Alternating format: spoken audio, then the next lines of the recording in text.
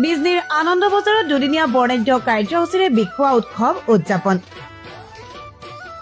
চিৰাং জিলাৰ বিজনী মহকুমাৰ অন্তৰ্গত আনন্দ বজাৰ খেলপথাৰ দুদিনীয়া বৰ্ণাঢ্য কাৰ্যসূচীৰে অনুষ্ঠিত হৈছে বিখুৱা উৎসৱ।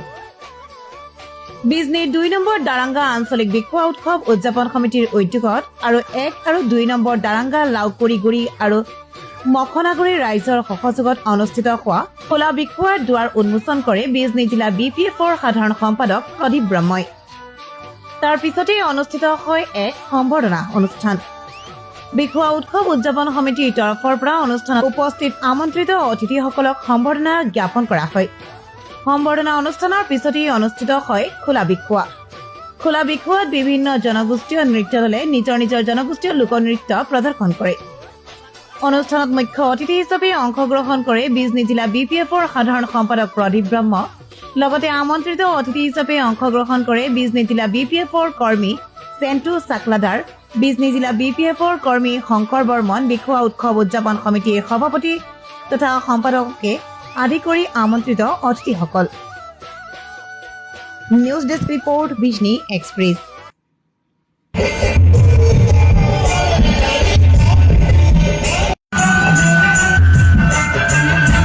উৎসৱ আমি আগৰ পৰাই কৰি আছোঁ। আমাৰ এই ২ নং দাৰাঙা আঞ্চলিক বিশ্বয়া উদযাপন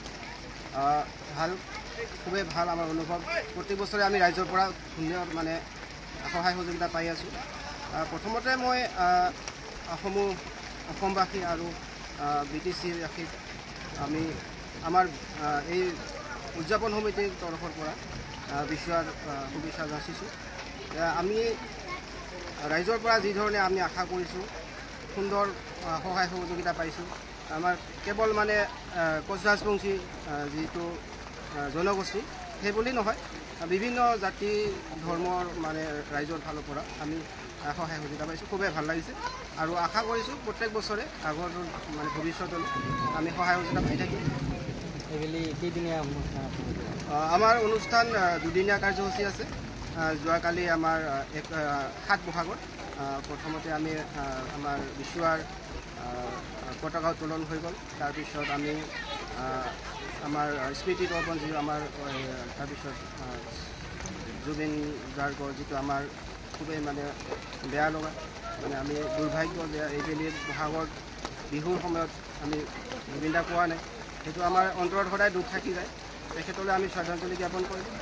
তাৰপিছত বৃক্ষৰোপণ কাৰ্যসূচী আৰু বিভিন্ন ধৰণৰ খেল ধেমালি প্ৰতিযোগিতা আমি সেইটো ৰাখিছোঁ।